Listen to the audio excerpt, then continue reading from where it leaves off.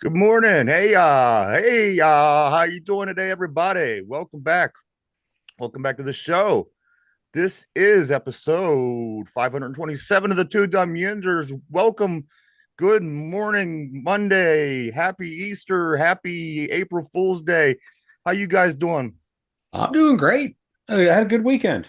I'm ready to do this. Did you have a nice holiday? Did the Easter Bunny come to see you? Unfortunately, he didn't. I may have been naughty. I think Santa told him that I didn't deserve Christmas and I do not deserve Easter. Does They that are does they it are go both that working. way? I think it does. I think they're both working in cahoots. 'Cause That's what I'm going with. I've always heard that if you're rotten as you usually are, Mike, you generally don't get, things from Santa Claus, but I didn't know that the Easter Bunny worked in that way as well. So I I think learned so. I something think new. The Easter Bunny and Santa, at least they have it out for. They both have it out for me this year. I They're both unless salty. unless this is some kind of April Fool's joke, which I'm not falling for. Nope. I've already been tried to be taken advantage of today. I'll tell you about more about that in a minute. How was your weekend, Derpy? It was great. Had a decent Easter. Went to You Denny's. did you go to Denny's? Yep. You didn't do the Uh, you didn't do ham at home. Nobody baked ham and no, no. unfortunately, no. All right, that's all right. You always got next year. If there's an next, no, Um, I'm joking. yeah, this April Fool's Day, I got up this morning and Ralph, who stops by the show every once in a while, he was already texting me that he canceled his radio show at the station, blah blah blah blah blah. No. Luckily, I'm a little bit smarter than that, just a little bit, not much, just a little bit smarter than that. I picked up on it immediately. I said, Ralph, this has April Fool's Day written all over it. I'm not buying into your tricks, and it was an April Fool's Day joke. So, jokes on you. See, so you're smarter than the average bear. I am smarter than the average bear. Um, I don't just you know what, I liked it when I was a kid. I loved April Fool's Day. I loved playing pranks on people. I Mm-hmm. loved tricking folks, but I don't do it anymore. I don't. I don't know why. I don't know, because it doesn't prevent people from doing it to me. Exactly. Yeah. So I might as well just be April fooling it up. But I just don't. I don't You know. should. April fools it up. Maybe when I get older. Maybe when I grow up, I'll do it. Oh God, you grow up. I don't think that's ever going to happen. But it is, everybody. It's April Fool's Day. I hope everybody had a safe Easter holiday. Dorpy went to Denny's. I made a ham. Mike didn't get no I Easter didn't get an basket. Easter basket, but I did bake a ham, so I got that going for me, which is nice. All right, there you go. I'm jealous of you, Mike. You got the ham. Well, Derpy, you should be jealous of me. I mean, look at me. Who wouldn't be jealous of this? Bald. Bald Bald, and beautiful, baby. bald. Guys are haters today. um, I want to give a special thanks, a special shout out to the ladies from the Paranormal Mavericks. Yes. They came by on Saturday. We did a special episode. It was really good. They got to come on, talk about what it is they do. I thought it was very interesting. I took a lot away from it. I do want to make an announcement that it took a little longer to get it over to Spotify in podcast form because it was the weekend, but it is over on Spotify. If you want to go check that out in podcast form, you could go over to Spotify at any time and pull that up. And as I always say, you could be wherever you're at work, at the gym, taking a walk, put your earbuds in, and you can listen to that special episode from Saturday. And it was the ladies from the Paranormal Mavericks, which it was a great time talking to It was the a really good gals. time. They do a lot of great things, for what they do. They don't just go out and search for things for their own curiosity. They also can help you if you're having problems at your house. If you feel that there's some kind of just an evil entity in your house, maybe like a dark cloud over your home, give them a call. They can come and check it out, and at least cleanse the place and find out if that's it. They do a lot of cool things. You can go check them out right here on YouTube. They have their live from their very first investigation up. I would suggest and recommend go check them out. I think you'd like them a lot. The four ladies, Dawn, Terry, Danielle and Shay were really awesome. It was great talking to them. And I can't wait to hear back from them. Like, I want to see some more Yeah, me whenever too. because I know Dawn, we know her from the show. She's been on before, but her friends, it's kind of new to them. So I'm kind of curious to see how it plays out for them ladies. And Yeah, I want to hear some of the stories and the good things, the bad things, all the things. I want to hear them all. me too. Me too. So go check them out, everybody. Check it out. Paranormal Mavericks. You could go back to the episode always and look up the sources for everything. They have all their social media. They have all their places that they are, their addresses, their phone numbers, contact them, and all that stuff. So I hope you enjoy it. As I said, Yes. it is now in podcast form as well, not just video here on YouTube. You can go over to Spotify at any time and check it out. Check it out. Guys, it's another Bucks and Pucks day. We got the Pirates back in action today, which I got to say, I have Bucko fever. I just don't know if I can stand up straight. And also the Penguins back in action tonight. A lot of things going on. We had the NCAA March Madness continuing through the weekend. We had UFL football kicking off for the weekend. The ladies back at it tonight in college basketball. Caitlin Clark with the rematch against Angel Reese and the LSU Tigers. Oh, that's the game. That's the game of the night for me.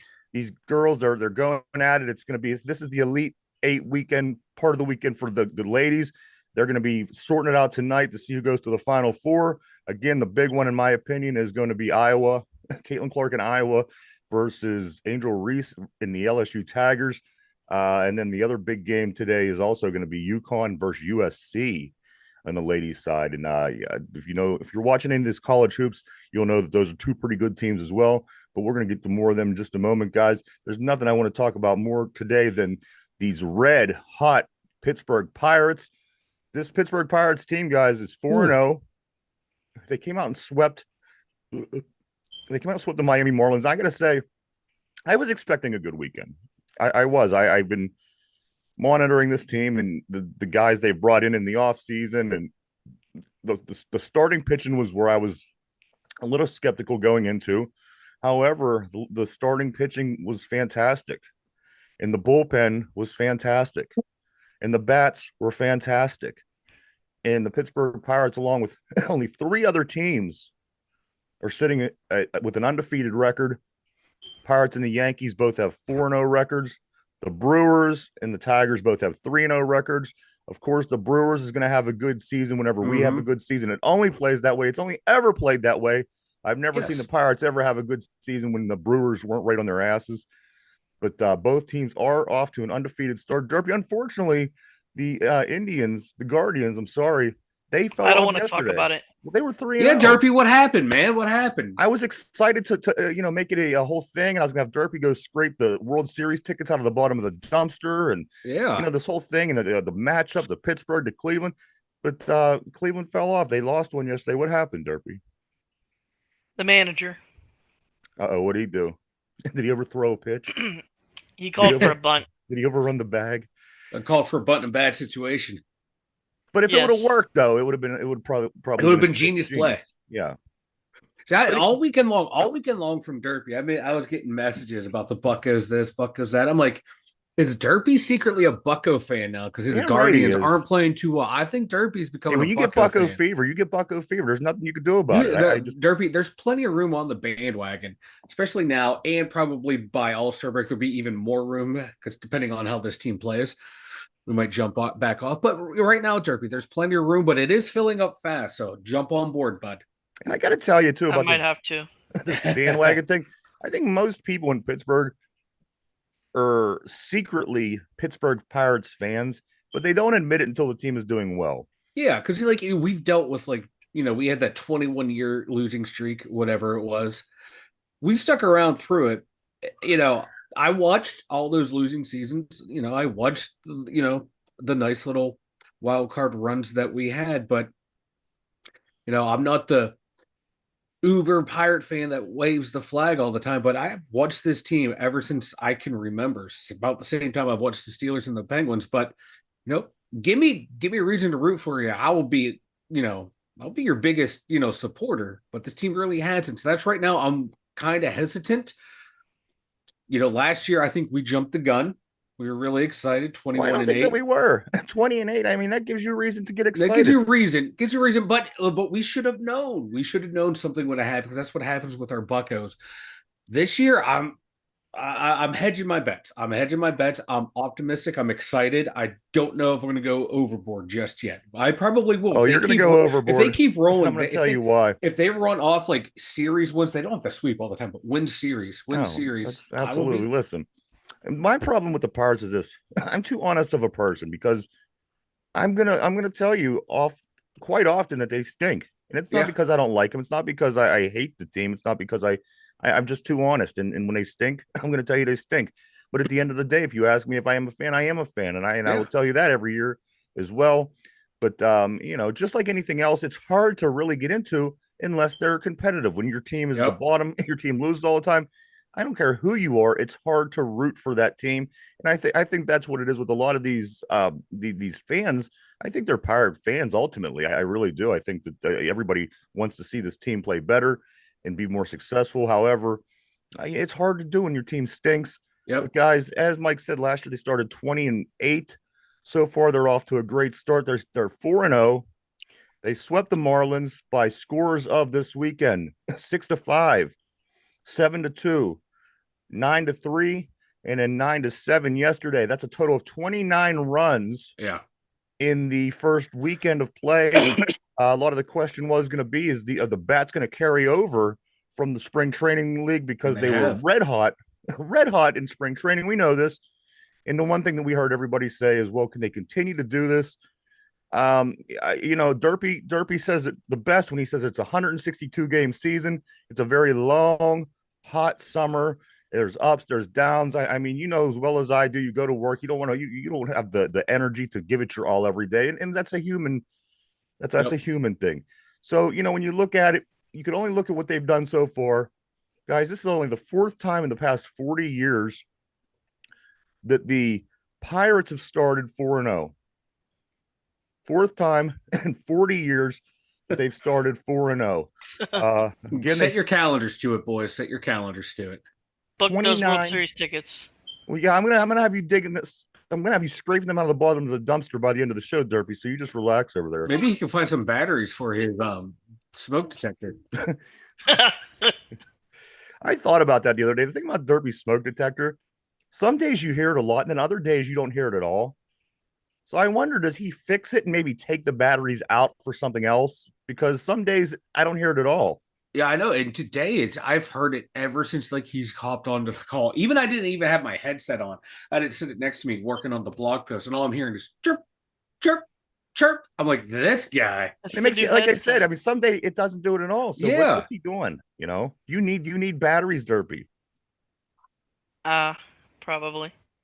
All Like, right. I'll FedEx you some. I'll UPS you some. I'll Amazon you some. Whatever we need, buddy. I got you. So over the weekend, we also the big thing I thought from this weekend with the Pirates guys was the pitching. The pitching was amazing. It was amazing. I thought except for yesterday. Yeah, I was gonna say. I know we're getting there. Let me paint the picture here. Paint the picture. Go ahead, Bob. Because Mitch Keller came out. He didn't have the most great, he didn't have the best start ever, but we win this game. The games in the middle, Perez and Jones. Oh yeah. The starts we got from them guys were just they were amazing. Yeah. And then yesterday, this Bailey Falter, which I can't even understand how this guy's in the rotation. How is he in the major leagues? Like Ortiz that last year had, he had mild success with the Pirates. Yeah. Yet he's still in the bullpen. And somebody like Bailey Falter, who came over from Philly with an 0-7 record last year, finished with a 2-9 record, makes his way into the rotation on a rotation that, again, we're seeing is pretty good. How this happened, I don't know. And how these things tend to go is they don't ever make an immediate change. They let it play for a while to see if he gets better. And I just know Bailey Falter. He stinks. I mean, he's a lefty. This is the reason they like him. But at the end of the day, this guy has not shown anything to show that he doesn't stink. Mike, we were down 5-0 in the first inning yesterday. Yeah. Lucky that this team could hit this year. Got us back into the game, and we got a victory out of it. But we were down 5-0 in the first inning. Like that lineup in And the pitcher, like someone I saw on Twitter said, it's like this game has forfeit written all over it. This game has forget about the sweep written all over it. Luckily, our bats were able to come back and in the bullpen bailed us out. Luckily, we have a decent bullpen. We have an amazing Amazing bullpen bullpen. Yeah, so far. luckily they were able to bail us out. So that's my one big concern about this Pirate team. Like when they can go for the sweep, stack wins early. We saw last year, stack those wins early. So when you do falter, you have that backup there. Our, Ben Sher, oh my God, his name just escaped my mind. I almost called him Clint Hurdle because that's how bad he is. Like the manager just makes some boneheaded decisions sometimes. I don't get it. Don't overthink yourself. Go for the sweep. Start off on a great note. I That's never only like these that's Sunday only the games first four because games in. Get on all your Sunday starters out games there. you always get the B team, and I hate that Yeah, because you played, literally to that point, you played 3 games, which are 3 hours. You played yeah, 9 hours, and you're already giving your stars the yeah. day off. You give I can. Cruz, you give Yeah, Henry Davis, you give Andrew McCutchen all the day. I mean, meanwhile, all the other guys they're still playing, yeah. and Like I I know can that understand. they would have been willing to put O'Neal Cruz in a pinch situation and the things like this. But Yeah, it's typical. It's Sunday baseball. I hate I it. hate it. And you can't listen if you're going to play a game where you're gonna give your guys breaks, like which you do eventually, Yeah, but not 3 days in. But anyway, yeah. In you're the going to do dog it on a days of day summer, that you yeah, don't do it have Bailey Falter on the mound. exactly. I mean, it was almost you're getting ready to watch this game, and I thought that they've already thrown in the towel here. Yeah, You're going like Bailey Falter, and you have your best hitters out. I hate that. Is there no Did you better sign way? him? Is there no better way to handle that situation than to go the route that they did? Because and 9 out of 10 times, this is that game yesterday is a loss. yeah, and like I said, they're lucky the offense was able to, like you said, carry over what they did in spring training to now. But yeah, like I was doing stuff throughout the day, and I didn't have time to watch the full game. When you told me about that first inning, I'm like, game's over at this point. And then I tuned back in. I was like, oh my God, we were only down by 2 runs, and then they scrapped and battled their way back. That's the encouraging sign. Like the team didn't give up. The bullpen didn't give up. The batters didn't give up. They battled through all their at bats. They clawed their way back in, but it should not have been that. We should have a legitimate fifth starter. I understand your fifth starter is not going to be, a dominant pitcher, but we can find someone better than Bailey Falter. I don't know, maybe a first round draft pick who just won a College World Series that people say is going to be the next great thing. Maybe play him as your fifth starter. Well, we are waiting for our fifth starter to pitch today. That's going to be Marco Or Gonzalez I'm sorry. Oh yeah, out fourth in his starter. debut. He can't be any worse. Falter should However, be the fifth. there are some good things going on in the minor leagues, which we're going to talk about, which should fix these last two positions eventually. Not just yet, but there were some good signs that came out of the minors Yes, this couple good weekend. signs. But I'm going to talk about this bullpen first, Mike. Let me give you some specs on the bullpen play from this opening series against the Marlins. Mm-hmm. Mike, this bullpen over the weekend by record was 3-0. They pitched 20.1 innings. They gave up 8 hits. They had 21 strikeouts. Ooh. And they only gave up 21. two earned runs. They've gave up 2 earned runs. Wow. Mike, That's some good depth there. That's as good as it gets. Also, you know what else is fascinating to me? Speaking about pitching, all 4 games the Marlins threw lefties against us. Which again, sometimes I know that teams do this because we have Jack Sawinski and they like to neutralize him by putting a lefty in there. Which it happened, but I don't know if it was as effective as they wanted it to be. But they have they had 4 starting left-handed pitchers, and what's even more fascinating is today in our first game against the Washington Nationals, Mackenzie Gore is also a left-handed pitcher. I don't know. I don't know, but I wonder how many times this has happened to where a team faced 5 lefties to start the season. As I go down the chart, if they eventually get the right-handers tomorrow, or they're going to be off tomorrow, but on Wednesday.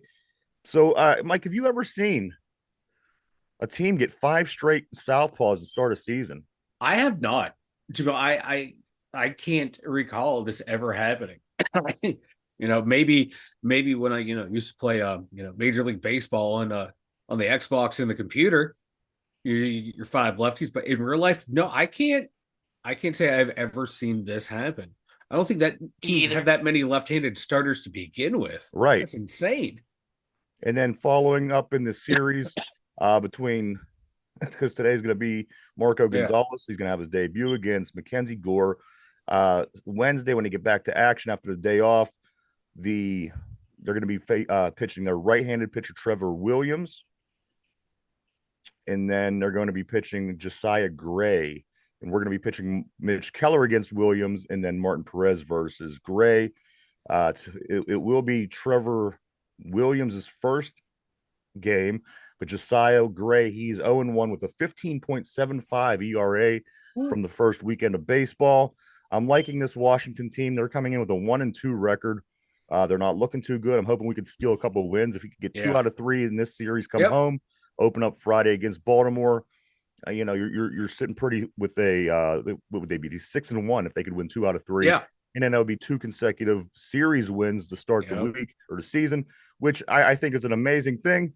A long way to go. One more time, as Derpy would say, there's 162 games. Mm-hmm. But if you could go into your 158, if you could go into your home game, your home series, your home opener with a 6-1 record, I think that you can match. You're looking at last season, Mike. You're already starting to look at that and say, because you got to figure this team at this point last year was only 2-2. The Pittsburgh Pirates were 2-2 after 4 games last year, and they managed to be 20-8 after April. Yeah, last year they were looking like typical Buccos to start out, and they went on the heater. And right now, like I'm liking the way this team's playing. Like I said, we just got. You have 2 pitchers in the minors. I know you're gonna start talking about them. I don't want to, step on the segue there, but they gotta address that 4th pitching spot big time. Just because he's a lefty doesn't mean he should be starting. He should not be in the major leagues. I'm sorry, this guy should be down in the minors. He is that bad.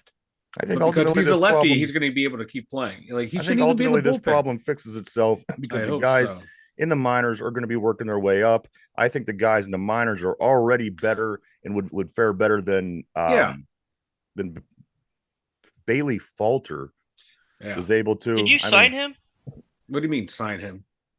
We traded for him. Or did you already have him?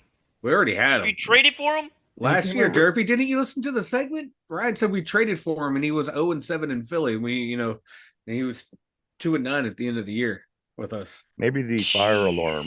Yeah, but I think the fire alarm was, And the thing was, when he came over, I couldn't understand the fascination. It was like, we got Bailey Falter. He was 0-7 out of Philly. And again, he finished 7-9. And you have him in the starting rotation. I think this is ridiculous. Yeah. Let me talk about some of the guys, Mike. Let me talk about some of the guys who might have had good weekends that we could be possibly seeing coming up to the majors. I got 2 that I'm going to talk about. Yes. And both of them had great weekends. As I said, I think that Bailey Falter spot is going to fix itself. I hope he's eventually going to fall out. One of these guys are going to come in. And again, we don't know how Marco Gonzalez is going to pitch next game. We haven't seen him pitch yet, but there's definitely can't be any worse than Bailey Falter. So, of course, Paul Skeens is the big name. Yes. And he had his debut this weekend in Indianapolis. He threw 3 innings, gave up 0 hits, 0 runs, 0 ERA, 0 walks, and he had 5 strikeouts in the 3 innings. He threw 11 fastballs, and 7 of them were plus 100 miles per hour plus. What level was that? Triple A. Okay. Indianapolis. Altoona's double A. So that was a dominant start. Dominant. Like I said, 5 strikeouts, nothing else. And the other guy's Quinn Priester, who got his start the day after. He went 5 2/3 of an inning. He gave up 1 hit, 1 run, 1 earned run, 1 walk, and he struck out 9. Yeah. 9. And I was looking at Quinn Priester's like advanced analytic charts. They were nasty. They were filthy. He's one of our top prospects. This is the guy that's going to be up. Yeah, he struggled last year with us. He was up last year, but he struggled. But he's doing well now. Him and Paul Skeens, you get these 2 guys in this rotation on top of what you're seeing already. Yeah. You're 1, 2, 3. Skeens, Keller, Priester, Jared Jones. Come on. Let me talk about him for a minute. Talk about some good numbers. Jared Jones, the number 3 prospect of the Pittsburgh Pirate team, only became the 4th Pirate in franchise history to rack up 10 Ks in his first game. He was lights out. the movement that he had, that stuff was just nasty.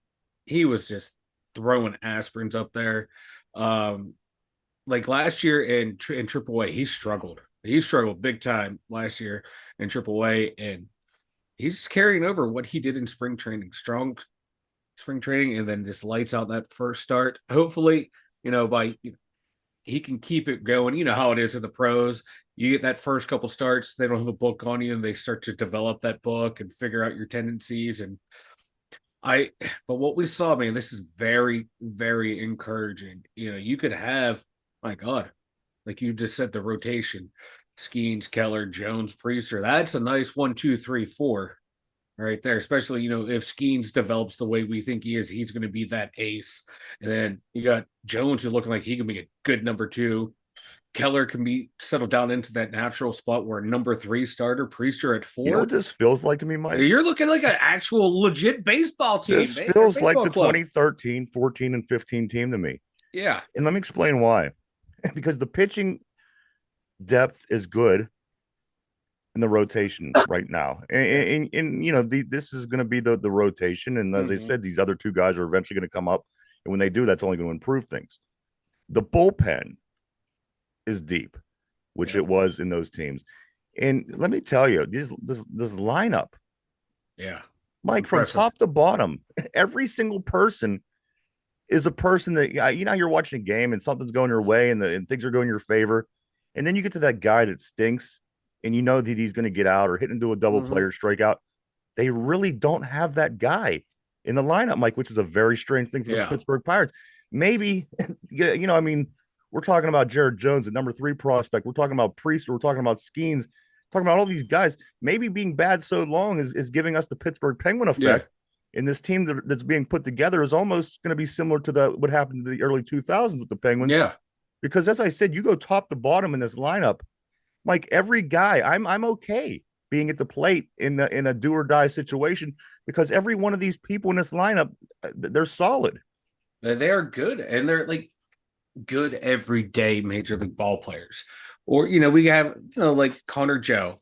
Less is more with him, but he's that good guy that you need to rotate in and out of your lineup. And so think about him, Mike. Good power. Think about that utility guy. A lot of times you're not totally happy. I'm totally happy with Connor Joe. Me too. If he needs to come in a pinch or whatever, I'm okay with that because he's a good enough ball player. And you've seen that, I think, in this first series. And it goes all the way into the bench. Mike, I feel confident. Am I crazy that I feel confident about this team 4 games into a 162 game season? No. Like, because they're showing you what they can do, and like everyone's living up right now to their potential of what they should be able to do, and we haven't had that in a long while. And don't forget too, like we want to talk about prospects. Tamar Johnson, our second baseman, he's down in A ball. He's projected in a couple years to be a damn good second base middle infielder. So now you got another guy who can play too. They actually have I won't say a great farm system, but they have guys in there too for the field too. And they got a lot of guys, Mike. Yeah. That's in Indianapolis and in Altoona that were up last year. We got to see Nick Gonzalez in the middle infield. He's going to be a guy that comes up and down. I mean, there's a handful of guys that are down now that you've seen on the team last year that if they keep improving their game, it's going to help this team in the long run as far as depth for sure. But there's a lot. We have, we do have a pretty good farm system, and again, it's because we've been terrible for so long. We've been able to acquire and have these pieces in place. And I'm just wondering, can this be the year, Mike? Are we gonna ever see this team do anything that's worthwhile in our lifetime?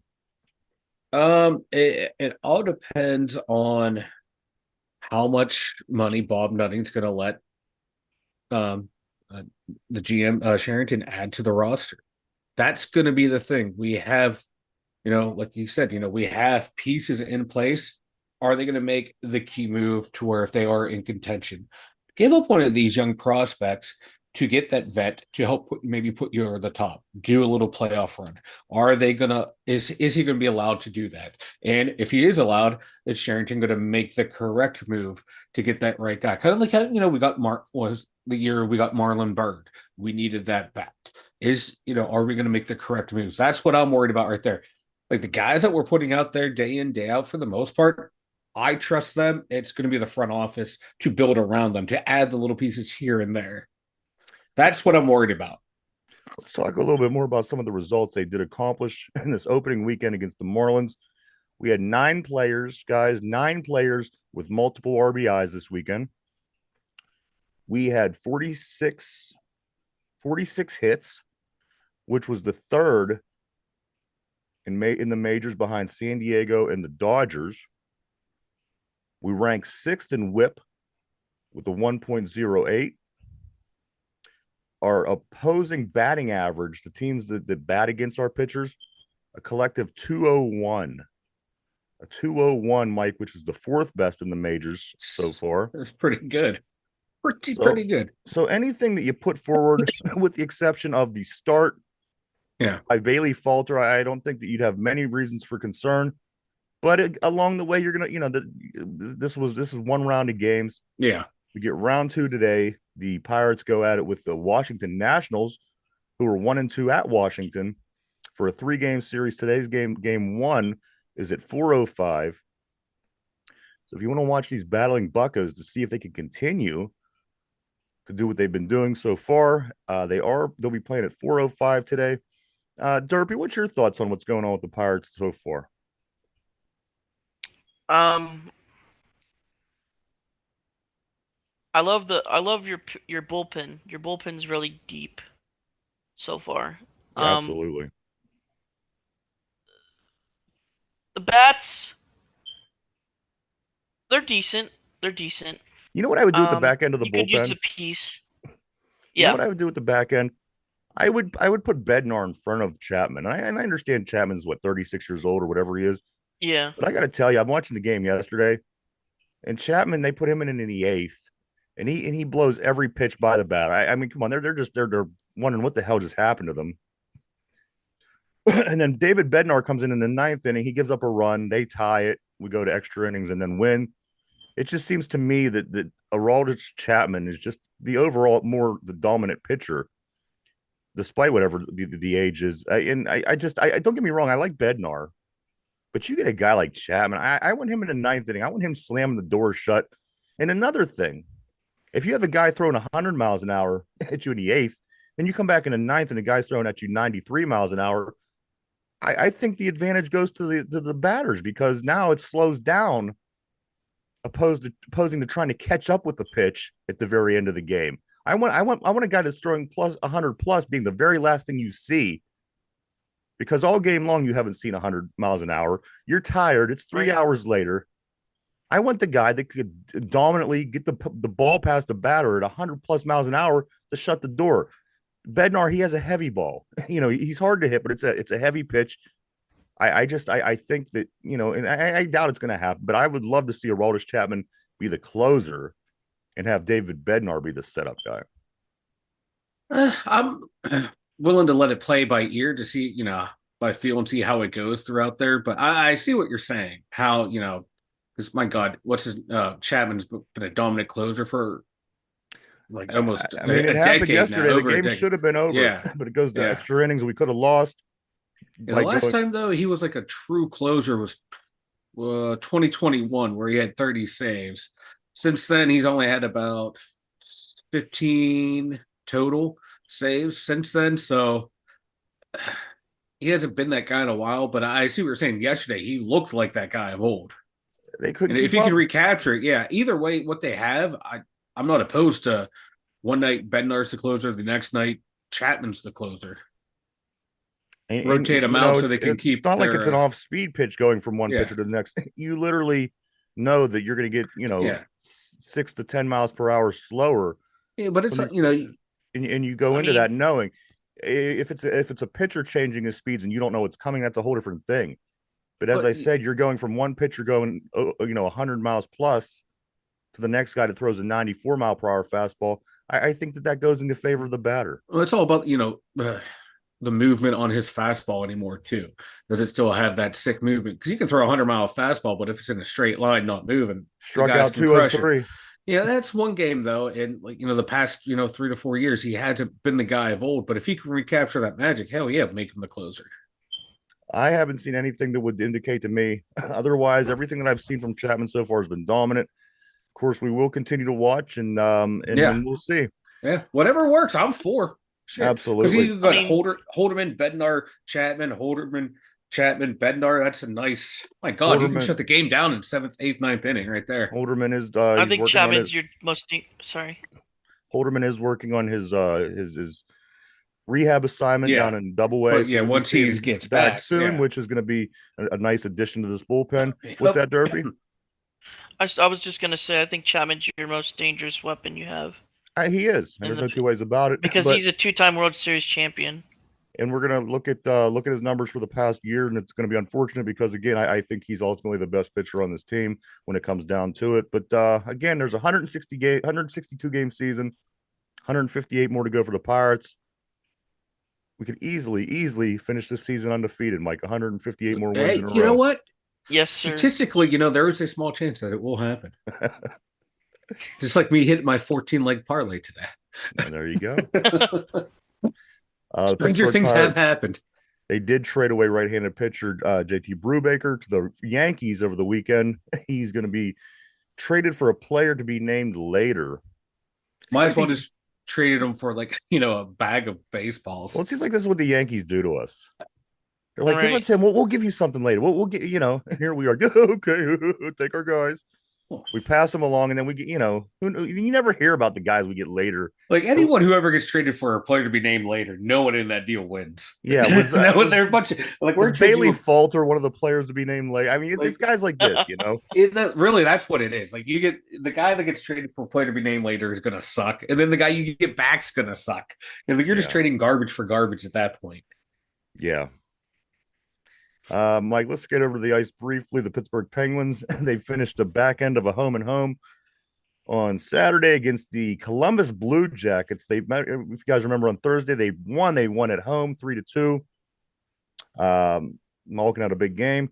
Well, they got the second half of it played on Saturday. The Penguins fall 4-3 in a shootout. The Penguins are back in action today. They play against the Rangers tonight. Second half of Bucks and Pucks Monday. Mike, Pittsburgh Penguins. I thought they had something going.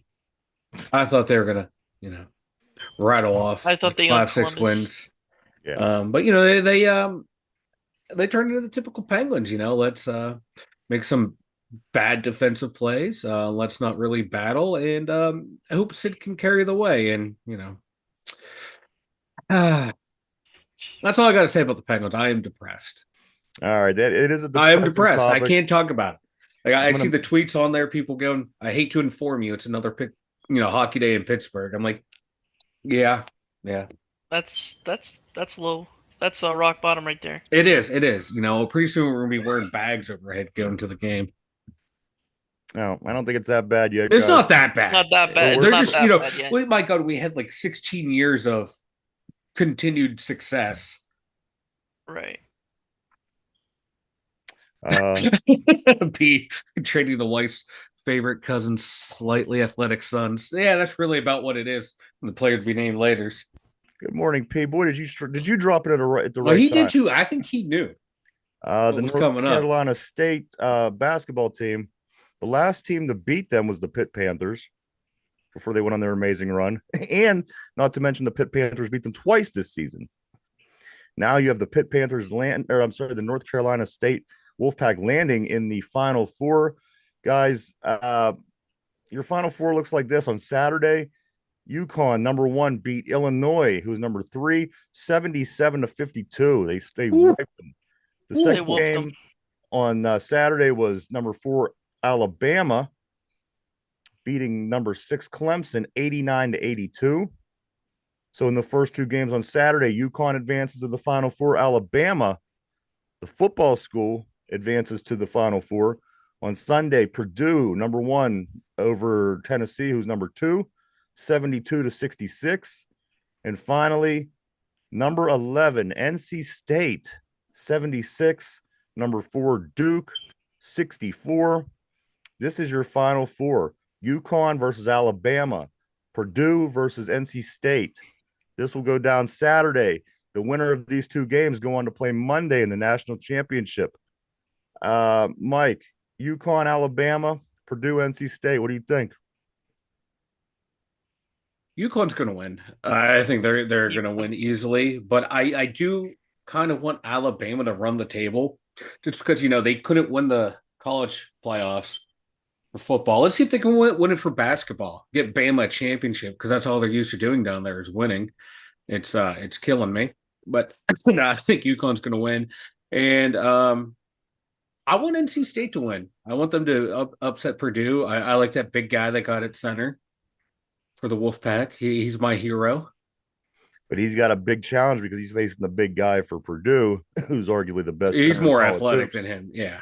I mean, he's no, the just refs a are more dominant athletic beast. This guy, than him. the center for NC State's, he's a big guy, but he's only 6'9". Yeah. So ultimately, I believe it's going to be UConn and Purdue in my national championship.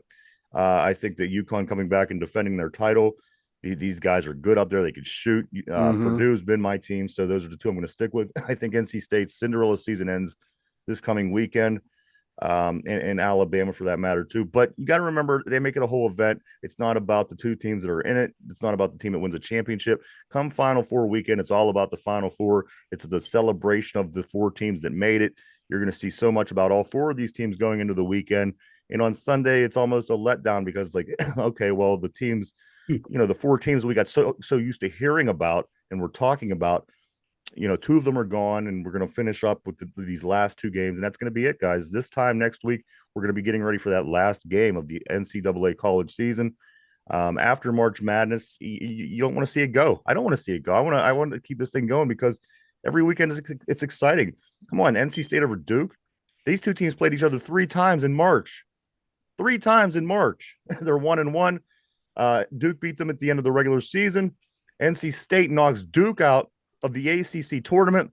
And then again, of course, NC State wins yesterday. So three times in March, NC State beats Duke two of the times. That's exciting. This UConn making their return trip to try to defend their title. This is exciting. Alabama, this football school. I mean, here they are. They're in the Final Four. This is exciting. I don't know anybody who's not excited about watching this big man in Purdue. As I said, once it's over, it's over. I guess we're lucky in a sense because we do kind of have the luck or the success going on with the Pirates. We kind of have something to go into after college hoops. But guys, we have 3 games left, and that's it for college hoops.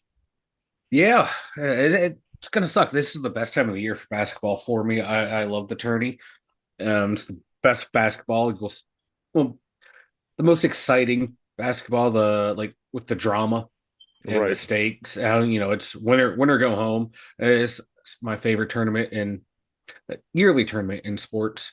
It's gonna suck. I'm hoping Purdue loses. That big man's starting to annoy me. No one believed in me. You're 7'3" and you went to a basketball academy. People believed in you. I got to take into what he said in the perspective. 2 seasons ago, the team, he was recognized nationally. Everyone started being in awe because he's such a beast. Last year, this Purdue team gets knocked out in the first round. It has that feel where this team is going to come back and do a lot of damage, which is what I based my pick off of. I like this team. I think they're very, very good. I think Purdue, in as P says on the board, haven't seen post moves like DJ since the 90s. You're right, you haven't. But they haven't played a guy like Eddie yet over in Purdue. I think that's going to be the ultimate. That's going to be the neutralizer. I think Purdue wins this game. I just think that, listen, NC State's number 11 overall. They beat Duke, who wasn't that good of a team. We beat Duke. You got to remember, the Pitt Panthers beat Duke. As a matter of fact, we beat all the teams that are left from the ACC this weekend. We won against Duke. We won both games against North Carolina State. And yet we couldn't get into the tournament. But that's going to be the banner we're going to hang in the Pete. We beat these teams. We beat every team. We beat every team. We didn't make them, but we whooped their asses. I just think that Purdue's on a whole other level. Yeah. When it comes down to it, they're going to ultimately just be too tough for the NC State team. In the strengths of NC State, as P mentioned on the board, it's going to be tough for him to overcome what the big guy on the other team can do to him. And he has to find a way to stop what the big guy on the other team can do. So it's going to be really interesting, guys. I think it's not going to be a bad game.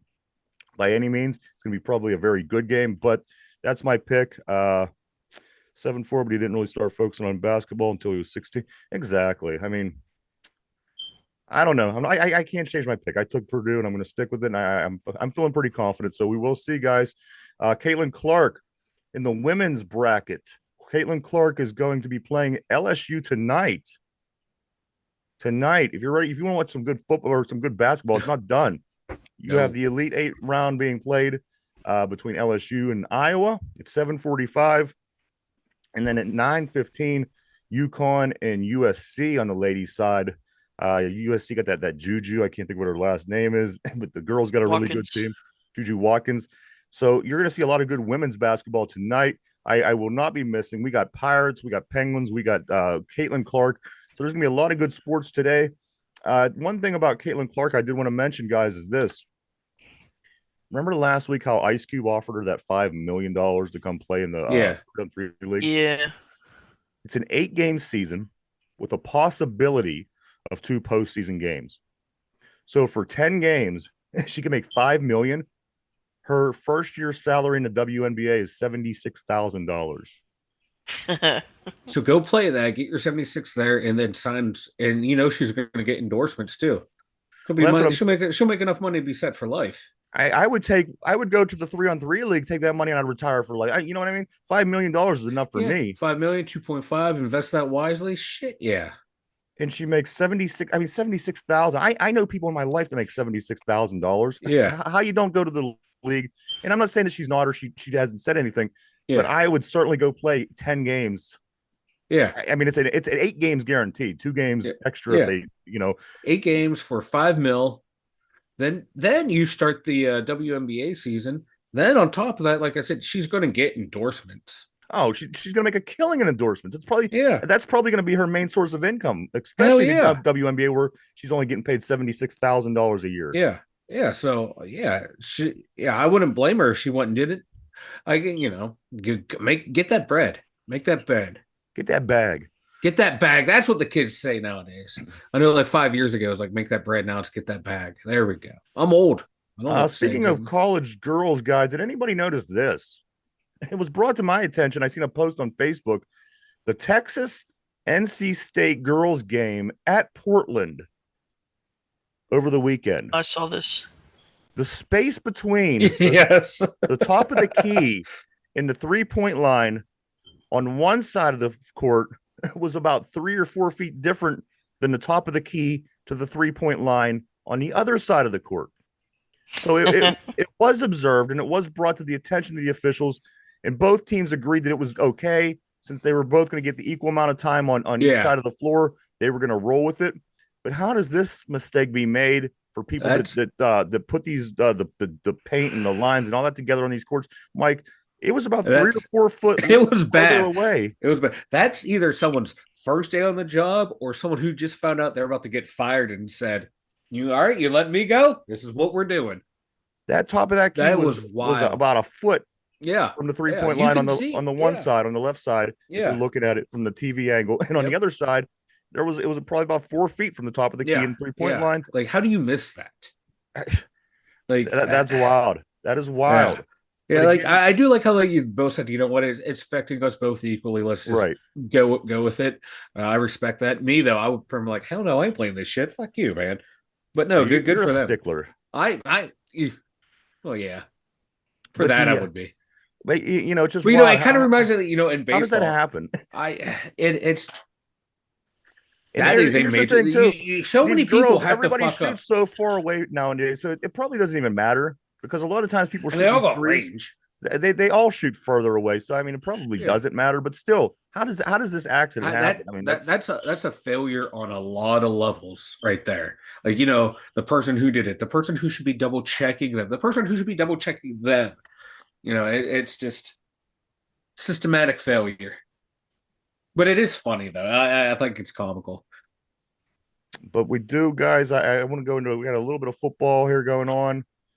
Pat Pete for the Steelers, a former Steeler, he says he doesn't want to start at safety if he does come back. He communicates this to Mike Tomlin. If I come back, I don't want to start at safety. He specifically has a demand. I'm personally fine with that. I don't want to see him starting at safety. If he's Right. starting at safety, we're probably not going to be in a good position. But we brought in a safety. I think we're okay, Mike. If we bring Pat Yeah. Pete back for other things, I think we'll be fine with this, right? Yeah, I think he's saying that he doesn't want to immediately go to safety. He wants to try and see if he can play corner. They- Which I think is a worse idea. But yeah, I know. There's got to be people out there. Hopefully, I don't know. This is what's getting worrisome is, the cornerback position and the wide receiver position. Like depth issues there are starting to, actually worry me. But, Pat Pete, if he does come back, I would only let him play safety. He doesn't have the no, legs anymore to be absolutely. like if we were a zone defense, yeah, I'd let him play corner. But we're a man defense for the most part. He can't play And corner. here's the thing: we've seen him play for a year now. Last year, we were a little bit more lenient. We are like, Yeah. okay, we could have him do this, do that. Well, we've seen him play, so now Yeah. I know where we want him, and Yeah. I think that would be fine.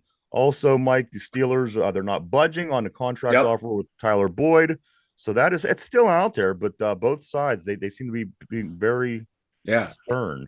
And there's been no movement really anywhere for receivers. So I don't blame the Steelers for saying, no, this is what we're paying. And if you want it, come get it. And the price is only going to go down, especially after the draft. Once teams start getting receivers in, like now the time to make your money is before the draft. After the draft, teams more or less have their needs filled. And, ooh, DeMarvin Leal was announced as possible trade bait candidate. Mike, would you be okay with DeMarvin Leal?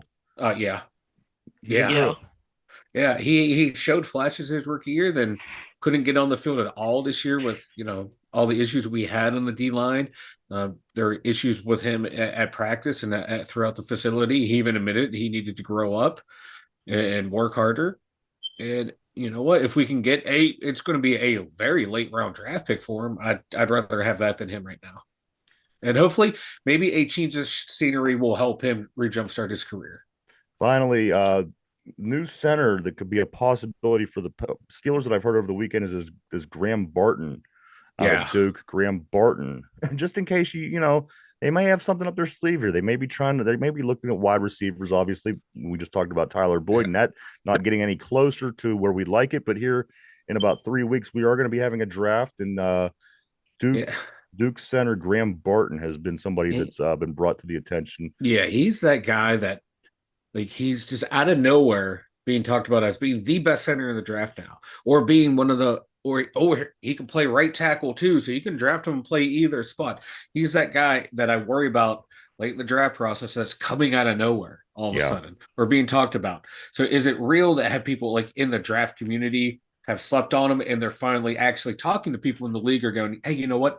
This guy's actually better than maybe JPJ, maybe better than Zach Frazier. And their league sources are telling them that. So it's right now, this time of the year, you get close to the draft. There's a lot of smoke screens, a lot of people rising up and down. You're wondering why. I guarantee you, people in the league are telling these draft gurus, oh, yeah, we really like this guy. So they want him to go high and the guy they really want to drop. So In the it's, UFL kicks off this weekend, Mike. The spring football is underway. There was 4 football yes. games on Saturday. The defending champions, the Birmingham Stallions, they beat the Arlington Renegades 27-14. Also, the Michigan Panthers, they knock off the St. Louis. Now, St. Louis they're a favorite. The Battlehawks in the UFL, their fans, they turn out great. They're like DC. Those two cities Mm-hmm. had major turnouts last season, which helped them advance into this UFL league. But the St. Louis Battlehawks fell short to the Michigan Panthers 18-16 on Saturday. On Sunday, Mike, the DC Defenders, the other team that has a great fan base, they also fall 27-12 to the San Antonio Brahmas. And Go finally, Brahmas. the Memphis Showboats, they beat the Houston Roughnecks 18-12.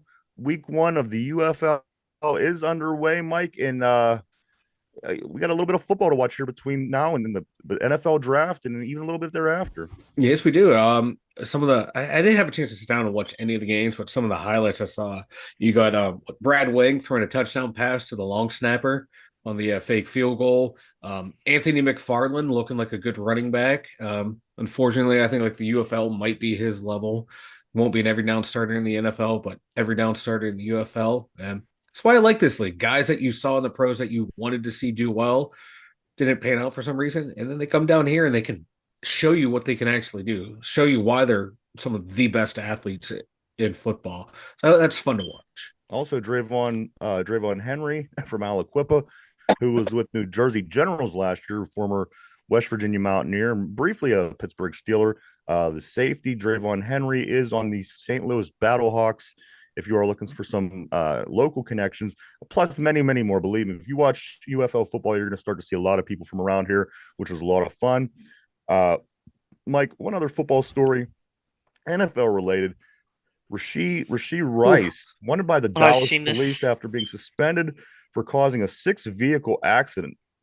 It's believed that he was racing his Corvette versus somebody in a Lambo, wrecked the car, and then caused a big accident. People got hurt, and they both took off, Mike. So as of the last I heard, he's still wanted.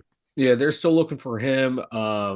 What is it with like young athletes and getting cars and going fast? Yager used to do it all the time. Now this is Kansas City's, this is Super Bowl winning Rashee Rice. Rashee Rice, who it was a big part of their offense last year, big part of their run as a rookie, stepping up big time.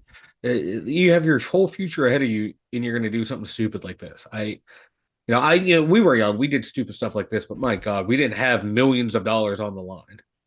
Mike, the crazy thing is, I agree with you 100%. But what you got to think as well, it's always such a small number. Him and Cam Sutton kind of were the clowns this offseason. Yeah. But you know what? There's hundreds, thousands. How many ever people are in the NFL that aren't doing stuff like this? Yeah, exactly. It's just magnified because of their profession, what they do. I guarantee, there's doctors, lawyers, judges, police officers, firefighters that do stupid shit like this. Absolutely. You just don't hear about it because they're not in the national spotlight. Mike, I guarantee you, we've all known someone or worked with someone who's done something stupid like this. Why don't you go ahead and tell everybody about the website, man? The Yinzers.com, the number 2 DUMYINZRS.com. Over there, we got Ryan and I's social media links if you're new here. Excuse me. We got our merchandise store and we got the blog. I got a new one up today. Just went live before we did the episode about Jared Jones' debut. So go check it out at the2wyinzers.com. Go check it out, everybody. A lot of good stuff over on the website. Go check it out. All right, guys. Today's question is going to be a Pittsburgh Pirates success question of the day. The trivia is going to be about Pittsburgh Pirates success. Here we go. You ready, Derpy? Put your thinking hat on, Mike. Here we go.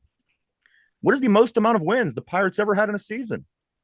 The most amount of wins the Pirates ever had in a season. Mind you, this team's been around since 1887.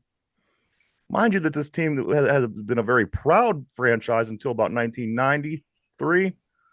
So you go ahead and think this over, guys. One more time. The question of the day is, what is the most amount of wins the Pittsburgh Pirates ever had in a season? We're live, everybody, 5 days a week, Monday through Friday, right here, 11 a.m. to 12 p.m. Eastern Standard Time every day. And the show that we do brand new every day, we take and we upload it over onto Spotify in podcast form. If you were you would just rather listen to the show, maybe you missed the show, maybe you're at the gym and you just want to put your earbuds in, you could always go over to Spotify and listen to our brand new show every day after 8:00 p.m. when it gets uploaded. Go check it out. All right, guys, here is the question of the day. This is a Pittsburgh Pirates success trivia question. What is the most amount of wins the Pirates ever achieved in a single season in the majors? Derpy, I'm going to start with you. What's the most amount of wins the Pirates ever achieved in a single season?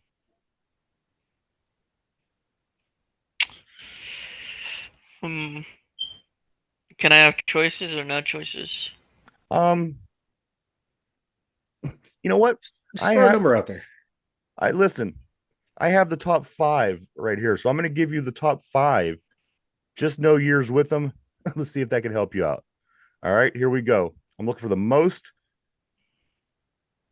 No, that ain't going to work, Derpy. Yeah, it ain't going to work because you're giving us the most. I was going to pick that higher. No, Derpy, I tried. Okay. I tried. Now, if you would have went year, Yeah, the year, yeah. I tried Derpy. Um,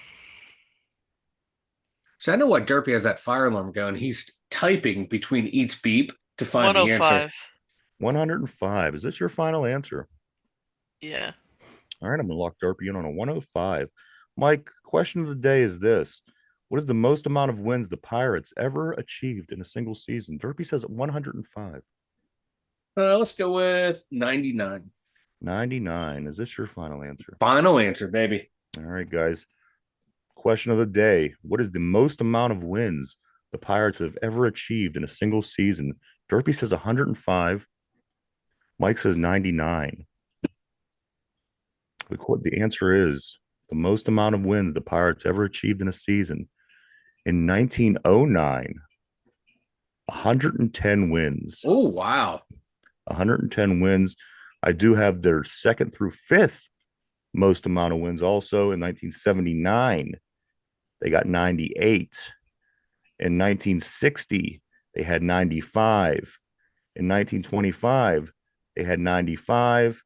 And in 2013, 94. Oh, All of those, 79 is a World Series year, 60 was a World Series year, 25 was a World Series year, and of course 2013, we all remember that being 10, 11 years ago, that amazing season actually, with the fun game against the Reds in the wild card playing game. Obviously, unfortunately, not able to get by the Cardinals in the second round, losing that series 3-2 when they were 2-0. Was a pretty good team. Just couldn't get past that Cardinals team. nope. They The were the Cardinals team Cardinals. was tough. I want to thank everybody for checking us out today. We appreciate each and every one of you, as always. We wouldn't do it without you. Also on the board, I want to thank everybody for participating as well. You guys always keep it interesting on the board. What, Derpy? I got something. Okay. Tyler Boyd has signed with the Pittsburgh Steelers. Really? No, this is an April Fool's Yes. joke. I could tell. Yeah. Because Derpy, That was a miserable fail. you would be way more excited if it did happen. Yeah. And the fact Yeah, I you're am right, you're I right. literally just refreshed Twitter before you said anything, Derpy. I'm like, it was all in the tone. It was all in the mhm. It tone. was all in the tone. So that's another one. I'm I batting them tried. away today, Mike. I'm I batting them You away. are. tried. You're just Gotta wake up pretty early in the morning, Derpy. And he is. Don't get me wrong. He's texting me at like 4 in the morning, so he's up early in the morning. Mike, anything before we get ready to take off, man? I got nothing. I've been scouring Twitter the last 5 minutes. I've seen nothing on there to really talk about fun wise or out of fun wise. How about this? Don't be driving your Lamborghinis and your Ferraris and your Corvettes 150 miles down the highway. There's other people on the road. Derpy. Brush your teeth twice a day. There you go. Brush your teeth twice a day. I got two things here, guys. Change your smoke alarm batteries, everyone. Yeah, that too. I got two things in Hawaii. Matthew Ornelas was struck and hit by a hit and run driver 10 minutes after escaping prison. He escaped in Hawaii. 10 minutes later, he gets hit and killed by a hit and run driver. Talking about luck. Oh my God. Going from the That's ultimate tough. high to the ultimate low to the ultimate high to the ultimate low. That's and then, rough. And then finally, we talked a little bit about some of the conspiracy theories last week. We're not going to get into it because we don't have any time. But one interesting thing that I did take away from the story of the one in Baltimore, guys, 2 minutes of the black box data from the cargo ship was missing. 2 minutes came up missing on the black box data. Something to think about. But guys, again, thank you everybody for tuning in today. We got a lot of sports going on today. We got Bucks and Pucks. Hopefully the Pirates could keep things going. The Penguins at this point, come on, let's beat the Rangers, right? The women's college basketball, huge game tonight. A rematch between Caitlin Clark and what's the other girl's name? Angel Reese. Angel Reese, I love their dynamic. I like Angel Reese said, "Oh, I love her, but when I'm on the court, I have no friends." I love that. So lots of good things for us to talk about tomorrow to catch up on. Everybody, enjoy the day. Don't let the April Fools get you. Mike, Derpy, anything else before we go? I got nothing. Speak now. Forever hold your peace, Derpy. I got nothing. I tried. You I tried to get him. That's all right. You tried, Derpy. A for effort, bud. A for effort. But for Mike in the Steeler Central mobile studio, for Derpy, myself, the two dumb Yinzers, everybody have a great day, and we'll see you tomorrow. Bye-bye.